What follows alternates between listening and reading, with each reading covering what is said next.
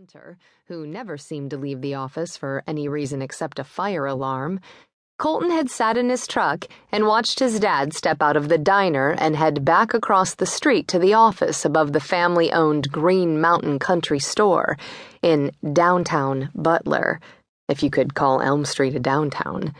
Colton had emerged from his truck and followed Lincoln up the back stairs that led to the offices where he and 5 of Colton's siblings ran the store.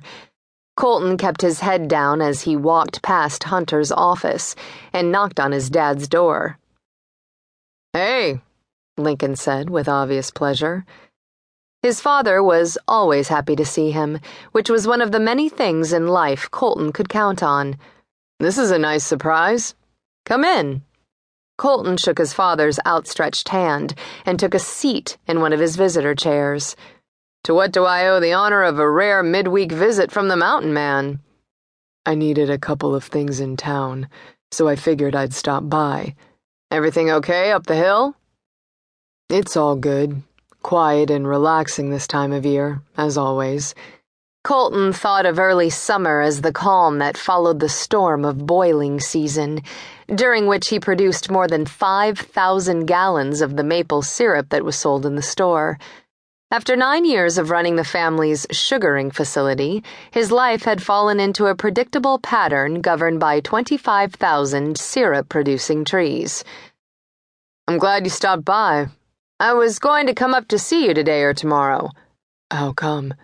Lincoln rooted around on his desk, looking for something in the piles of paper and file folders. "Ah, here it is." He pulled out a light blue page and handed it over to Colton. As he scanned the announcement of a trade show in New York City, he skimmed the details until he realized what he was reading. "What the hell, Dad?" "Pleasure aids and sensual devices?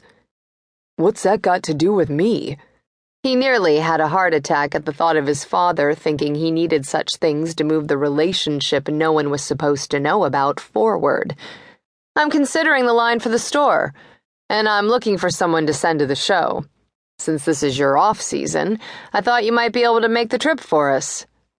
While trying to wrap his mind around the idea of pleasure aids and sensual devices on sale at their homespun country store, he tried to keep his expression neutral. Though he was slightly appalled at the reason for the mission, the location appealed to him very much. In the interest of keeping his big secret a secret, he kept his reaction casual and indifferent. "What do the others have to say about that product line?" "I haven't exactly mentioned it to them yet.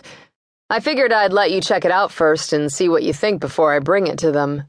"Why me?" "Why not you? Everyone else is up to their eyeballs in work and life stuff, so it seemed to make sense to ask you now that your busy season is over for the time being."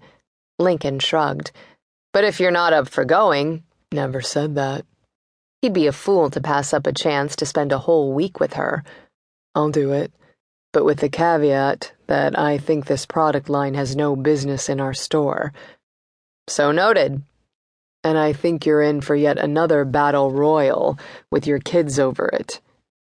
"I live for a good row with my kids," Lincoln said with a grin that made his blue eyes twinkle with mirth.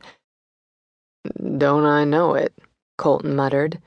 The latest row had involved the website designer Lincoln had hired behind the backs of his children, who'd made it clear they had no interest in taking their store online.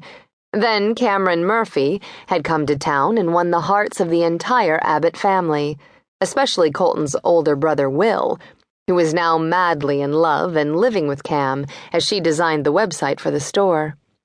Lincoln Abbott had a way of getting what he wanted, and Colton and his siblings had learned to be wary of their father's motivations. In this case, however, Colton couldn't care less about his father's motivations, not when he was looking at a full week with his lady. "Talk to Hunter about getting you registered," Lincoln said, clearly pleased with Colton's capitulation. "I will." Colton folded the flyer into a square with the images on the inside and stashed it in his pocket. "Since you now owe me a favor, I was wondering if I could use the lake house this weekend." When his father gave him an oddly